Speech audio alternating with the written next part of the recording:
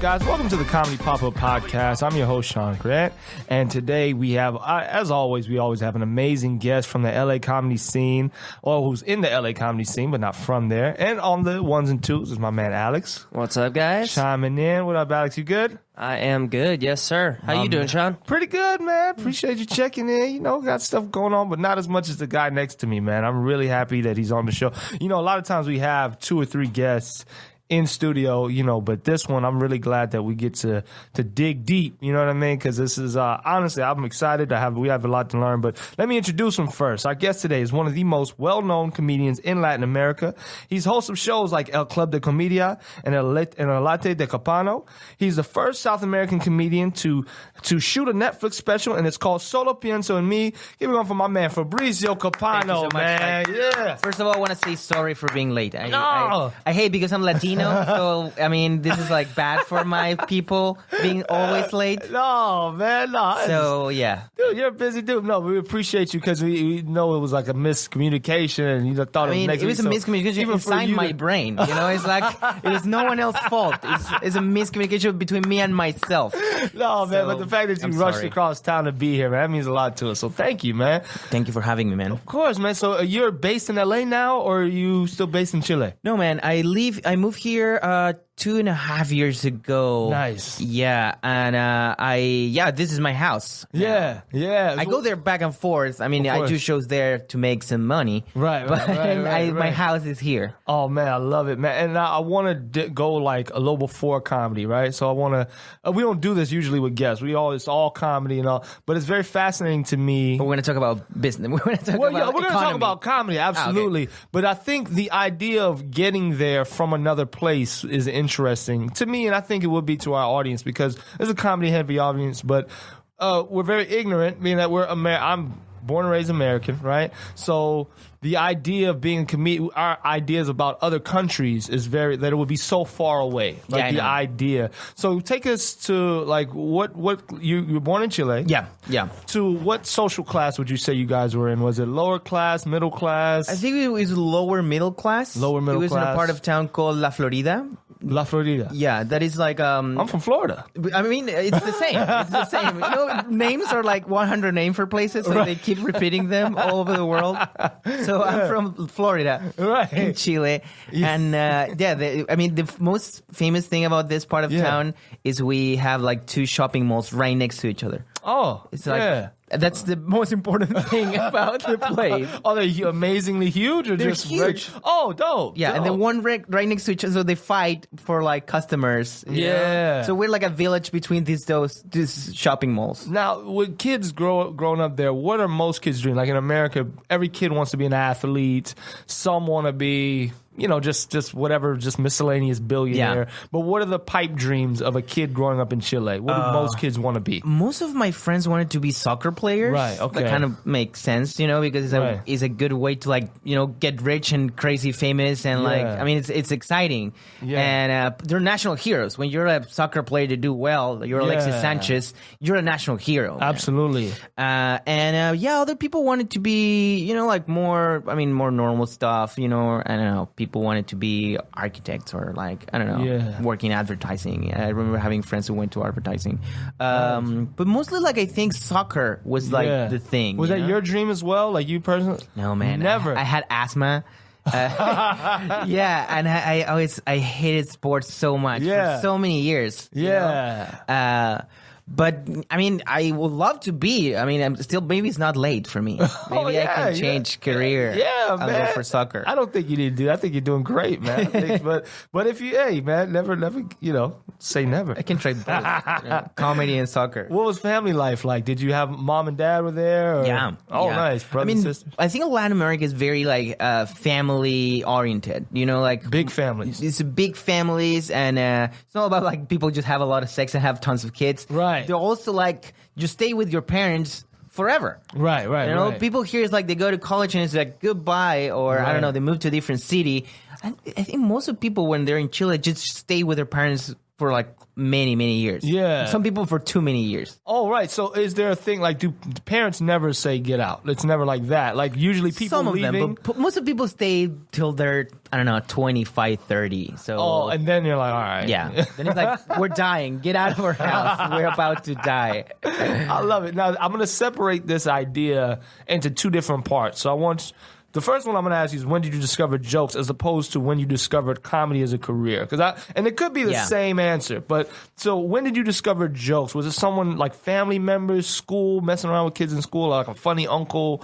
What was it that made you discover just the idea of making people laugh, jokes? When I was like 13, someone gave me this Woody Allen book called Without Feathers. Without Feathers. And it was really funny. Yeah. I know it's hard to say this now, but I mean, it was hilarious. I was like laughing all the time. Yeah. And I remember like, I'm laughing reading a book. Right. So that means you can write these funny things. Right. You know, like, so I remember thinking about, how can you write something and make someone laugh, but just writing? Right. You know? Right.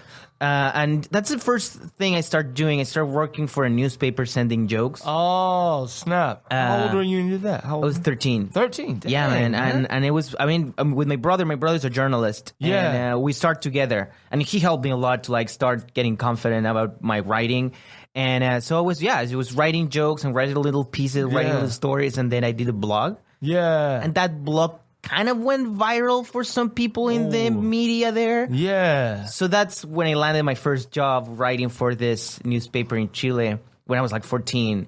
And it was a lot of fun. It was already crazy, you know, when you see your name in the newspaper, it's like, whoa. Yeah, that's great. I had my first experience with laughing through a book. Do you remember this book called Sideways Story from West Side School? I was in 4th grade. No, I don't. You don't remember that, Alex? No. I don't know if it was insane because I would read it. I was like the little things in there, like the 13th, every chapter the school was built all the way up, like floor 1, floor 2, and then by grade. And then they would always talk about there's no 13th story. And I remember laughing insanely when you get to chapter 13, and they said, there is no chapter 13. There is no chapter. And I was like, this is so funny. What? They make a joke in a book. That's, it's mind-blowing. I didn't understand. What was your first experience with laughing at a joke, Alex? Was it a book or? Laughing at a joke? It was probably something like my dad, we would spend hours in the car driving to like different spots because we'd go like fishing and camping everywhere, and my dad would just crack jokes about every single thing. So and you understood a joke from that, or you just like at first like what is my dad? I remember comedy and like kind of dirty comedy in like music. My dad would listen to a little like just like little like I knew that there was something going on. I knew that there was something comical and something deeper than my understanding, like kind of sexual like you know, like even innuendo. You don't get it. Kind of like you're a kid and you're laughing just because your dad is laughing. And you don't know what's going on. We're like, that's great. But like, there was a song where it was like some innuendo I understood, and I was like, oh, that's some adult shit that's kind of funny, but I don't know. I don't get it. But I remember observing humor, but getting it, I was a little older. You know? See, I think, and then. So let me ask you, Fabrizio, because I feel like then I separated into when did you realize that? I mean, you had a career almost just from discovering jokes and writing for the journalism. But also, I think the movie Man on the Moon. Man on the Moon. It was very like, whoa, this is a career, you know. Right. Also, explain me that the Comedy Store, all the comedy clubs, you know, like L.A. So I remember that was probably like the first. Little piece of information in my mind that then make me move here. Right, absolutely. So watching the movie, it was like, okay, so this is the thing. So that was your first. Were there?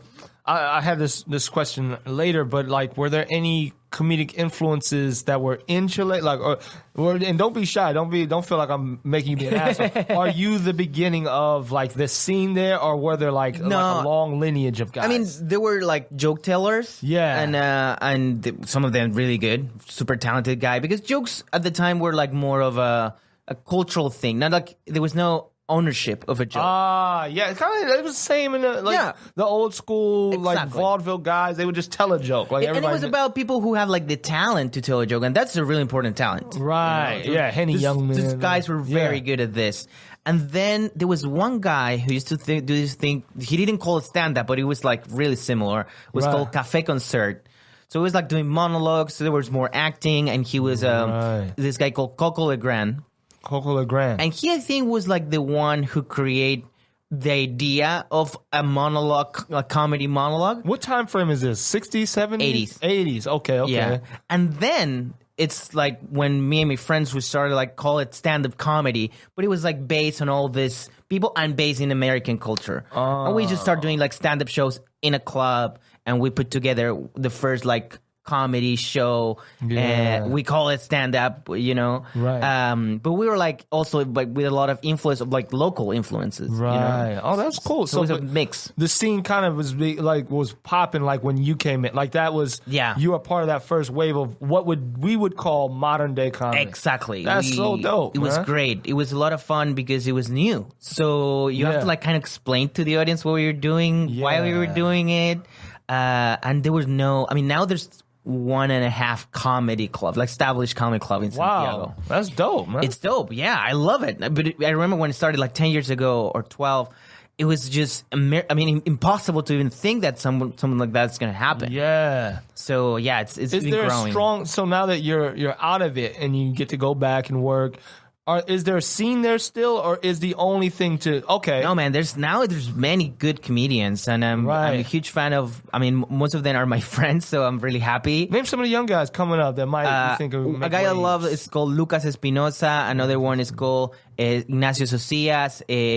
Another guy is called himself Alto Yoyo. If you look for him, he's really funny. Yeah. But my favorite one is like a guy, he's older than us. It's called Felipe Abello. And he's kind of an Andy Kaufman of Chile. In a way, he's more, he was really like, making like meta comedy and on TV when I was growing up. And now he's doing stand-up. But he do his own version of it. So that's very interesting. It's pretty cool. Nice. Now, we all have these weird, forgive my ignorance, we have these weird imagination things about other governments, right? Like that it's, you can't challenge them, or there's only certain things you can say. Is it like that? Did you ever feel that pressure, like, oh man, maybe we shouldn't talk about this person, or even like maybe somebody who's nefarious? Like the other day, sometimes I forget about these things, but I was remembering that we did a comedy sketch. I used to have a TV show with my friends. It was called the Club de la Comedia. Yeah. And we did a sketch when we were making fun. We were not even making fun. We were like portraying a Chilean version of Jesus. Yeah. So it was this cool Jesus was playing soccer. It was so dumb. It was not even like making fun of like, I don't know, the church or like whatever. Or saying he didn't exist or nothing. He's just playing soccer. It was just like a cool Jesus, a Chilean Jesus eating empanadas and playing soccer. And, it was insane because this like governmental institution, the supervised TV, they call what we would call like FCC. It was kind of FCC of Chile. They went crazy. Like I remember there were debates in like political shows about this is right or wrong.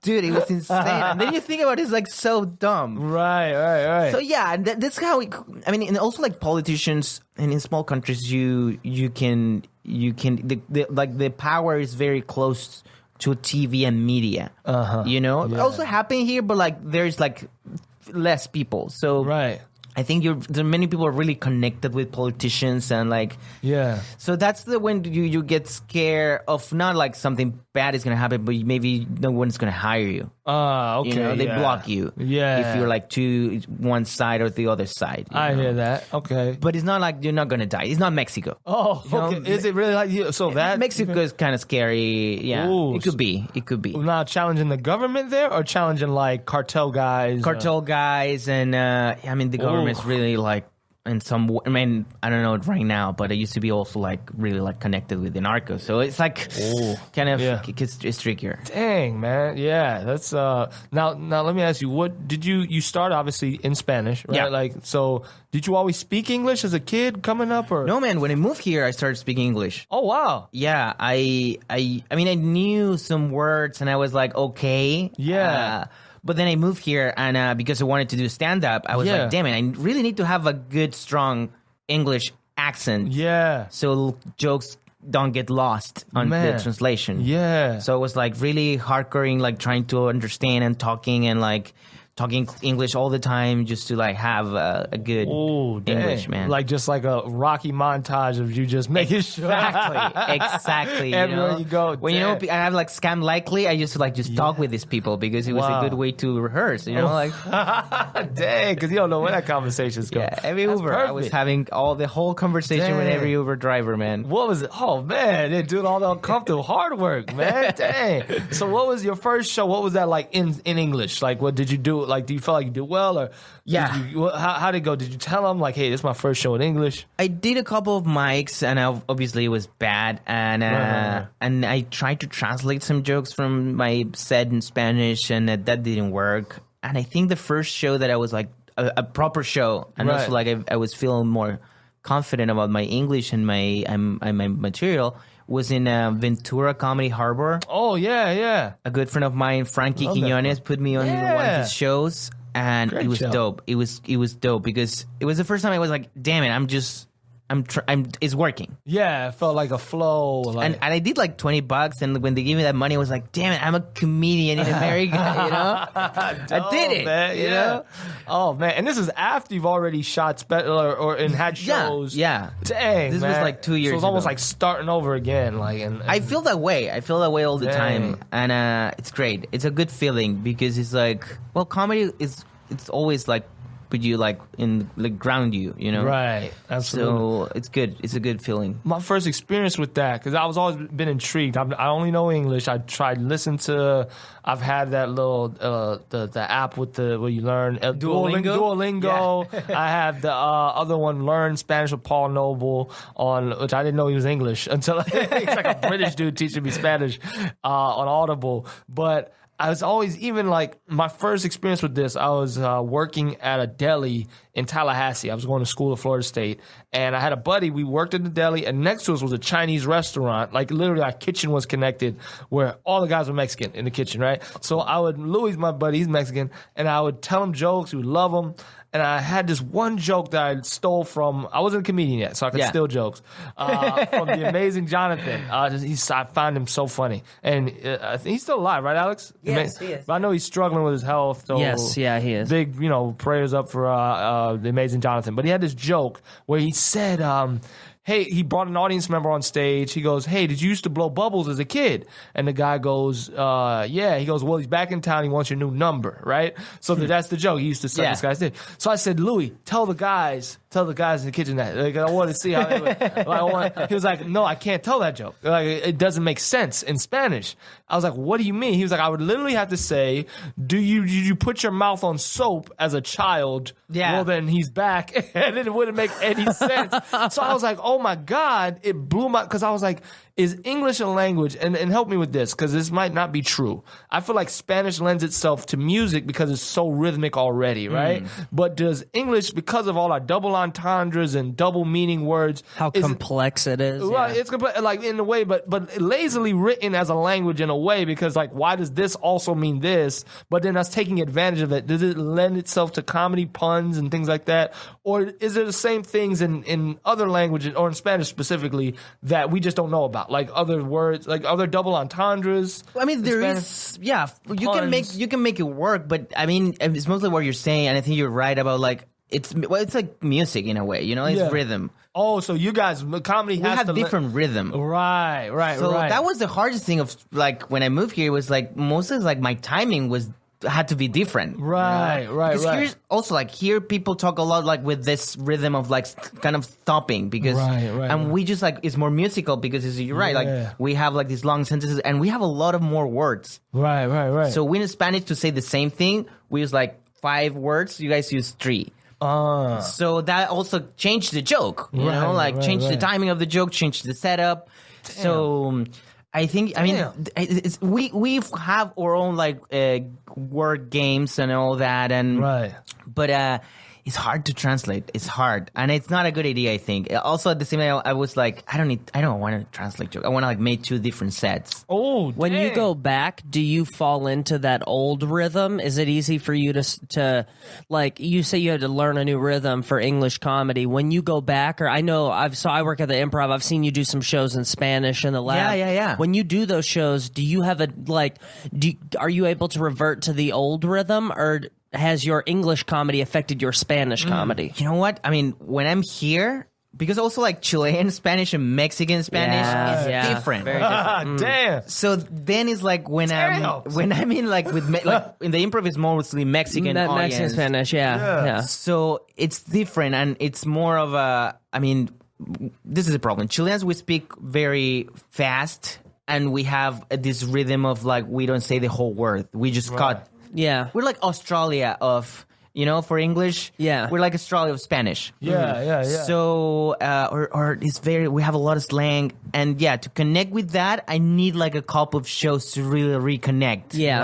So I always when I go, I build like 2 small shows, or like I open for friends, just to like get back on the rhythm. Yeah. Wow, man. Yeah, That's and those lot shows of are work. tricky. The shows with the Mexicans. Yeah. Because for me, it's like when I'm in Spanish, it's like, okay, I can be Chilean. And it's like, no, man, you have to like still have to like, say things in different with like the right words and like remember that. Jeez, that's like because even when I go to like the UK, it's English, but like you have to It's a slow different down. brand of English. Different brand of English, and even there, you go to Scotland or Ireland, like they have to. They're like, "What do you say?" And at the same time, you don't want to like betray who you are, so you still want to be yourself. Right? You just have to make it accessible to the crowd that you're at. I mean, you're not like I'm not Chilean. I address it, and I'm just like part of who I am, and that's great. Right. But I don't want them to like miss something. I don't want them to be like, oh, what you were trying to say, or like, you don't want that. Right. It's so fun to watch too. Like if you're a comedy fan, I'm assuming if you're listening, you are,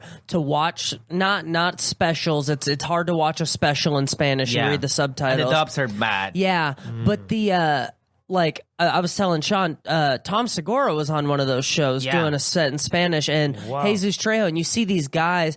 It's so fun to watch them crush in a language I don't understand. And I likened it to like when I was younger, I used to really like this German like rock band that sang in German. I mean, everyone's heard of them. It's Rammstein. They're like they were in Triple X movies. Yeah. Everyone's heard of them. I know. But it's interesting because like, when you don't understand what they're saying, it's almost like his voice is just another instrument, and it's just something that sounds cool. You're right.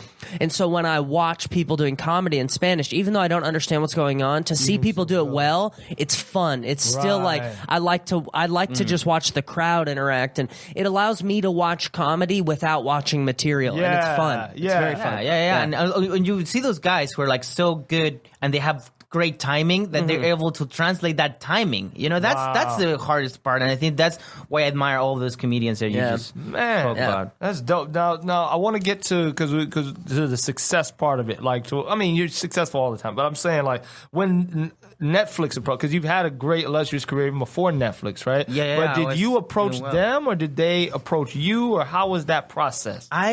I wanted to do a Netflix special because I at the time they were like the first one. This is 2014, and it was like a new thing that Netflix was doing special. This is the first one in Spanish? It's the first one in South America. It was just a Mexican one before. And the thing what happened is like I approached to Netflix here. I came for like a different reason, and I find a way to have a meeting with one of the guys, and he told me like we're not into like Latin America really, like we're not. Damn. And I was like, okay, it's fine. I mean, see you next time. And then the year later, he was like, now we're into Latin America. We're like, all in. We're really like into Latin America. So yeah, I produced my special. It was a lot of fun. It was also like very stressing. Yeah. But, I like it. I mean, it's hard when you watch your old material, even it's like 2 years ago, because now you feel so different. Right. But still, I think it's I like it. I like it. And so I have some cool stuff that I do with my phone. I connect it to the screen, so I do like some tech things that I think work. Nice. As a comedian of the world, what did you think of comedians of the world? Because when he said you had a special, my first thought was, I wonder if it was on Comedians of the World. Did you find anything interesting from watching all those different markets, or did you watch much of it? I don't know, but I watched the Mexican ones. Because I know a couple of them, and I watch the Americans. I watch Neil, and I watch who else was there? Dalia, yeah. I tried to watch like a couple of the ones, but you know what? It was a little difficult. It was a little difficult. It's hard to connect with people who are like from, real different cultures. And also, like, this is the thing. I think comedy is in different stages everywhere. Yeah. And also, and this is what I love about it, is really connected with how it started in each country. Yeah. I always tell this story because for me, it blew my mind. In Colombia, most of the comedians were storytellers in the street. They're like guys on the street who are like telling stories, and people approach and like they're doing like kind of like barkers, kind of like just. I can't explain it really well always, but I always tell this story as a friend of mine called Ricardo Quevedo. He have 2 specials in Netflix now. He's great, and he was like on this middle of the street just pointing to the sky, and people start approaching. He's like start telling a story about like something that fell from sky, and like wow, it's insane. So that's the reason why then they become stand-up comedians, and now they perform in comedy clubs and theaters and all that. What country was this? Colombia. But They have this way to tell jokes. They're very like storytelling, and they're very like if they were on the street in a way, like they're very like, I don't know. And I love that because it's like you're connected something from your own culture with this American thing that is stand-up comedy. It's something new, Right. Now with you getting the special and doing well and everything's going great, you were the first guy in your scene. So like, how was that received? Like, that you were the guy. Like I was curious. Was you? It's not to doubt it. No, I mean to throw shade on anybody or to. I'm just saying, like, were people happy for you generally, or were people like, why that guy? The cool thing is, before that, I did a Comedy Central show in Latin America. Yeah. Called Columbus Fault, and it was a show where we'll like talk about different cultures with comedians from each country. Yeah. And we tour all these countries together.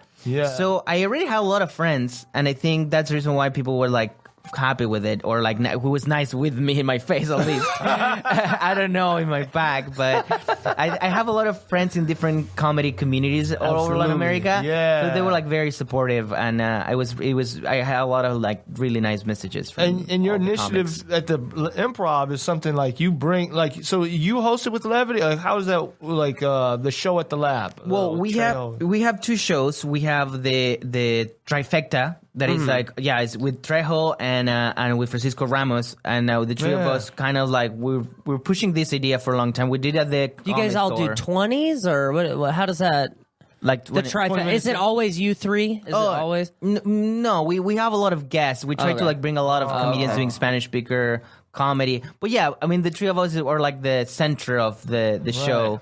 And we're doing this other show called Translate. Yeah. That actually we have one tonight.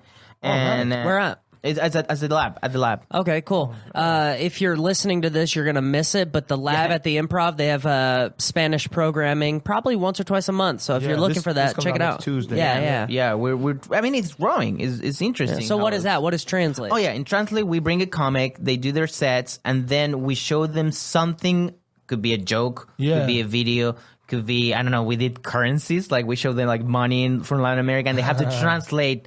In the case of money, how much was in the U.S.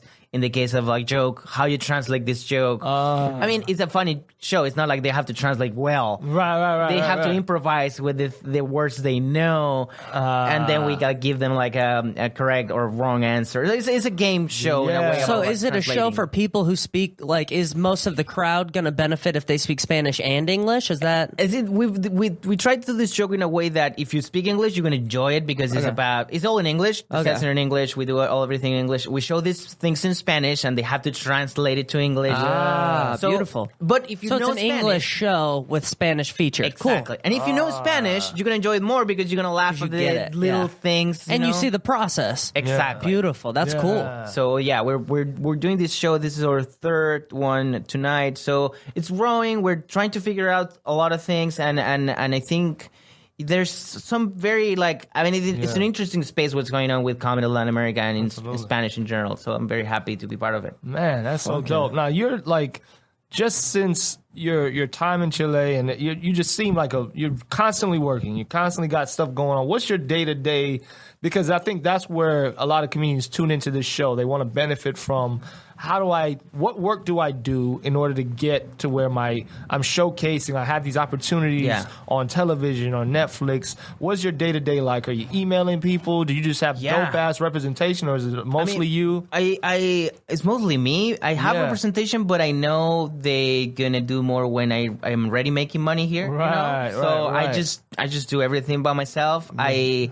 I consider, and this is a thing I always talk with other comics. It's like, I know we're comics and we love the idea of like we're kind of free spirits to like go do these jokes, and like we work really hard, but we have like, you know, easy days sometimes, and we don't want to be like those guys who work in, I don't know, a company or like a corporation. We don't want to be those guys, but sometimes we have to like learn the best things they have. That is like they wake up at 1 hour. They have to be in front of, and they have to like at the end of the day show that they did something. You have to treat your comedy like a business. Not you like have to treat yourself like like a business in a way, and you are the product. And it's hard because it's your boss at the same time you are the slave. So you're like, your brain is like, damn it.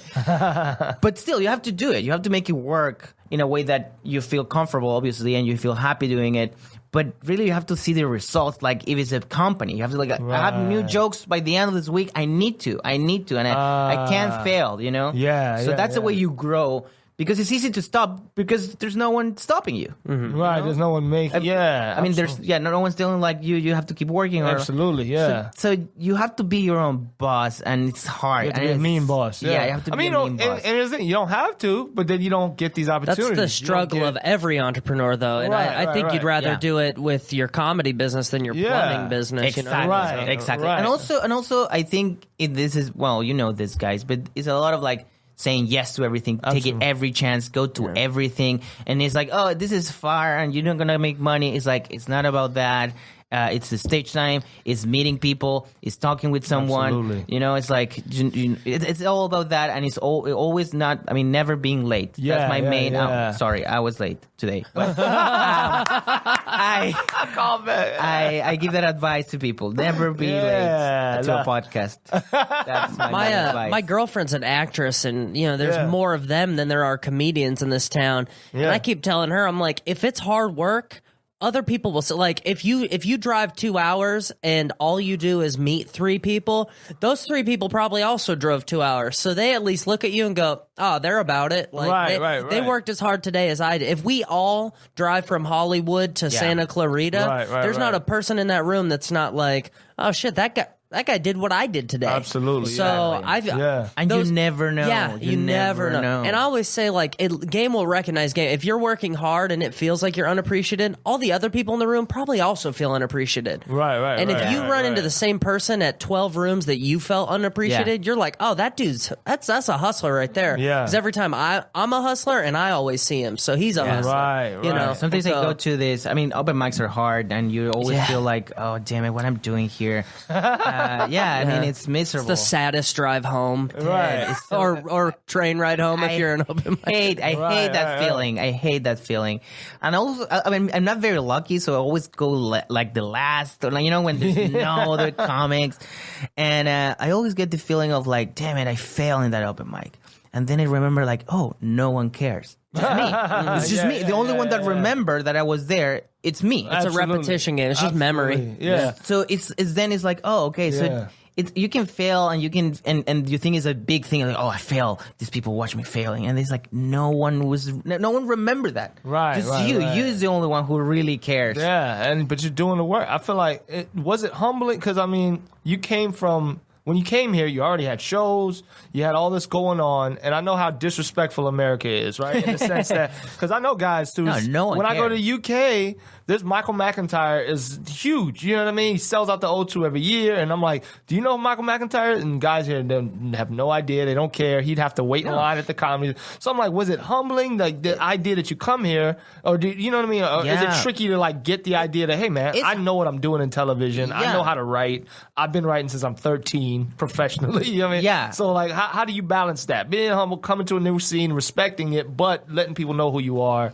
and what you know what I mean? Yeah, getting to the stage where you're at. I know. I still, it's just always a struggle to like find spots, and like the hardest thing for me was understand the system of how you get gigs. It was really hard because I was from such a different place where I just like can go everywhere I want. Oh, you tell jokes? Come on. Yeah. And there's not that many comics, and like so. And there's so many, especially here in LA. Yeah. So it was hard to understand the and I think now I'm getting there. But can you elaborate on what you believe your sister, or like what you've learned about that? Because I feel like that's something people that listen to the show would benefit from. What I learned is this is a business of connections, and it's mostly about.